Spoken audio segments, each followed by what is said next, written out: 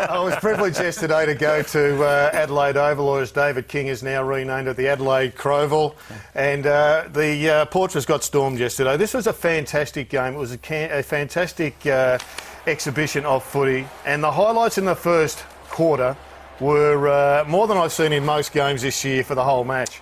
Look, Derby Showdown's Anzac Day, Bungie. It doesn't seem to matter what the form line says, does it? The occasion brings out the best in both sides, doesn't it? And you're right. It can be top against bottom, and they still get a great contest out of it. And you're right, Jared. Some of the highlights we saw here, I loved Eddie Betts' interaction with the crowd on a couple of occasions. This is in the last quarter when they just about have it. But this was unbelievable. It was a great call by Dwayne Russell, but this was electricity. This was the stuff that drags people through the gate. Matty White, he really has turned it on. It'll be great frustration for the Tigers, but he's playing at a level that he's never even gone near before. He's playing great, but should have been disallowed. What? Should never have happened. Why is that? Well, I'm going to take you back to where that passage of play started, thank you, Jared. And just, I don't mean to dull you, but look at Pittard with a ball under his arm. This is while the Adelaide Crows are having a shot for goal. Not allowed to do that. You've got to wait till the umpire is signalled. He's already given it to Broadbent, who's kicking out as the umpire's signalling there, and that meant they caught them on the hop and they got out the back. Should have been disallowed. You are not entitled to do that with the football. I thought we were having a forensic look at the Saints, Mike. Jason Dunstall, and bear in mind that Hawthorn would be fearful of Port Adelaide. But can I tell you the follow-up to this is, though? If you're playing on Matty White, have you not seen enough of them this year to know that he is a part of their set play? So we go back a week. Have a look at Pittard. He pretends to play onto the right-hand side. Watch all the players drift across. They leave one bloke who leads backwards straight up the middle, and that's Matty White, the quickest bloke there. There he is, hands on knees, acting nonchalant. Bang, he goes. There's the kick into space. No one's going to catch him. At this stage, Schultz has already taken off. No one's going to get near him.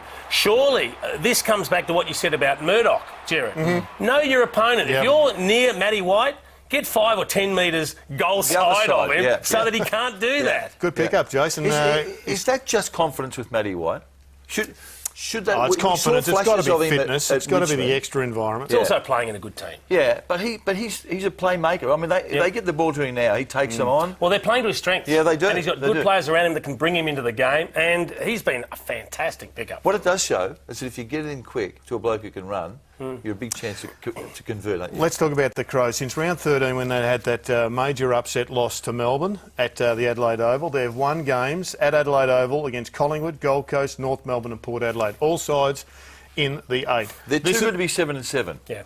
This is a major crack now for Brenton Sanderson and the Crows. They've made their move. They've now just got to back it up. I think that they're genuine. They'd be good enough to play finals. This is the same team that lost to Melbourne in Adelaide, lost to Carlton over here. So they've dropped games that they should not have dropped. They made a bold move. They dropped Rutten. There was no Kerridge, so there were some negatives going in, but they went with the run. But what got them across the line for me was the intensity, the work rate, and the clearance numbers suggested that this was the Crows at a finals level. In the third quarter, it was 14-9. The first 5 went to the Adelaide Crows, and 6 in a row between the minutes of 14 to 20 had them get themselves a win. And Sauce Jacobs, he led from the front. Well, it's amazing what first use of the football can do for you on the scoreboard. You get a chance to stop the opposition dropping numbers back. You get a chance to play to your strengths, to kick to the advantage of your teammates instead of bringing it all the way out of defence. And those numbers there speak volumes, don't they? Sam Jacobs, he was a very worthy medalist, I thought. And he's putting together some very good numbers. I would love to know what happened to him last year. Yeah. He was an outstanding ruckman in 2012, and he's back to that form this year. Yeah, the Sauce is certainly on top again. A wasted year for him last year. It was. I don't know what happened to him, but do you want to do that again? Sauce's where? I'm back on top. What about the mark of the year as declared by our own Dwayne Russell? Well, it's going to be in contention because it was paid.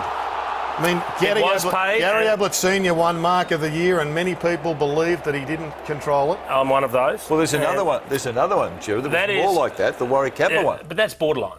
Because, and I spoke to the director of umpiring, Wayne Campbell, spoke to him about a range of issues because there were some contentious decisions over the weekend. And he said it is borderline. You're allowed to use your hands to balance on the shoulders. Yes. But you can't use them to actually lift. You could argue that he got a bit of lift. They turned a blind eye to that because we want the specky. We do, and we do love it. But if you're voting on mark of the year... Let's have a look at this. Well, see, he doesn't quite use the hands as much now. I've got no problem with that. Warwick Kappa did a lot of other marks where he genuinely lifted off with the hands. So he's safe there? That one was okay, I thought. But if you were judging Mark of the Year, would you mark that down because he used the hands? Well, the AFL have nominated him today as one of the 3 marks of the week. So it's ticked up. Would you vote for it? Look, it's a dilemma. I mean, we want to see that. We want blokes to do it. But in the hands on the back scenario, under that, you'd probably have to say no. But be a brave man to take it off him, wouldn't it? Particularly at the Adelaide Oval. A momentous moment in history there, Mike. Kappa on the couch.